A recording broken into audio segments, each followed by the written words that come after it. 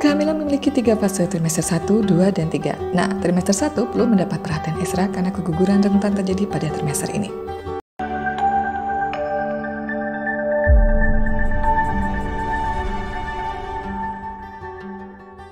Pada trimester awal, bayi secara fisik tumbuh di dalam rahim dan pada akhir trimester ini, sebagian besar organ janin sudah terbentuk. Namun, bayi masih begitu lemah dan belum memiliki sistem kekebalan sendiri, sehingga ibu hamil berhati-hati. Perkembangan janin yang sehat sejalan dengan kebiasaan hidup yang baik, seperti olahraga secara teratur, terhidrasi, dan mengkonsumsi makanan yang benar. Makanan menjadi bahan bakar yang sangat penting untuk tubuh, apalagi jika sedang mengandung. Ini karena bayi makan dan memperoleh nutrisi dari apa yang ibunya konsumsi, terutama terkait vitamin dan mineral untuk mendukung pertumbuhan otak dan tulang kecilnya. Nutrisi yang dibutuhkan selama trimester pertama untuk mendukung kehamilan yang sehat termasuk kalsium sekitar 1.200 mg per hari, folat 600 hingga 800 mikrogram per hari, dan zat besi 27 mg per hari. Kebutuhan nutrisi seorang wanita akan meningkatkan karena adanya bayi. Ini dapat dipenuhi dengan makan makanan sehat serta dapat ditambah dengan vitamin prenatal. Karena sistem saraf bayi mulai berkembang, penting juga untuk mendapatkan jumlah kolin, B12, dan asam lemak omega yang cukup. Nah, selama menjalani kehamilan trimester 1 ini, maka ibu hamil dapat memenuhi kebutuhan nutrisinya dengan mengkonsumsi asam folat, seperti kacang-kacangan, buah jeruk, sayuran berdaun hijau, dan vitamin prenatal. Kalsium, seperti yogurt, keju. Zat besi, seperti daging, unggas, makanan laut, kacang-kacangan, dan sayuran. Kolin, yang ada dalam daging merah dan telur. Vitamin B12, seperti daging, unggas, makanan laut, serta roti dan sereal yang diperkaya.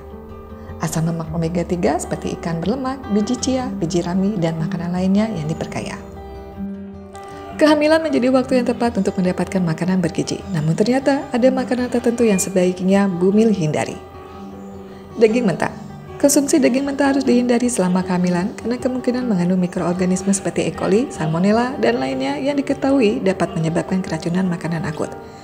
Apabila ibu hamil benar-benar ingin makan daging, masaklah hingga matang tanpa menyisakan warna merah atau darah. Selain itu, pastikan untuk mencuci tangan hingga bersih setelah memegang daging mentah. Ikan dan makanan laut. Ikan dikenal sebagai sumber protein yang baik dan mengandung asam lemak omega 3 sebagai salah satu nutrisi yang penting bagi ibu hamil. Namun ada beberapa jenis ikan seperti hiu, swordfish, king mackerel, dan tilafish yang mengandung merkuri dalam jumlah tinggi. Merkuri yang dikonsumsi secara berlebihan selama kehamilan dapat menghambat perkembangan dan menyebabkan kerusakan otak bayi, sehingga sangat dianjurkan agar tidak dikonsumsi oleh ibu hamil. Selain itu, makanan laut juga dapat menyebabkan alergi bagi beberapa orang. Reaksinya dapat mengakibatkan pembengkakan, ruam pada kulit, muntah, atau diare. Namun jika benar-benar menginginkannya, pastikan makanan tersebut matang dan tidak dalam jumlah banyak atau tak berlebihan. Telur mentah. Telur mentah atau hidangan apapun yang mengandung telur mentah harus dihindari sepenuhnya selama kehamilan. Sama seperti ikan dan makanan laut mentah, telur juga berpotensi memiliki mikroorganisme yang berbahaya. Meskipun bayinya tak dirasakan secara langsung oleh ibu hamil, namun dapat menyebabkan bayi mengalami kesulitan karena kesehatan ibu yang mengandungnya memburuk. Alkohol.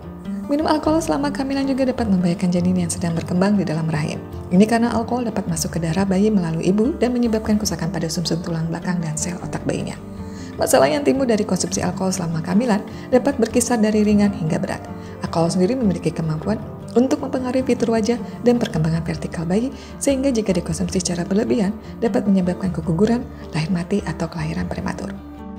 Susu tidak dipasteurisasi. Susu menjadi sumber kalsium yang sangat baik bagi ibu hamil, akan tetapi penting untuk memilih dan menghindari susu yang tidak dipasteurisasi.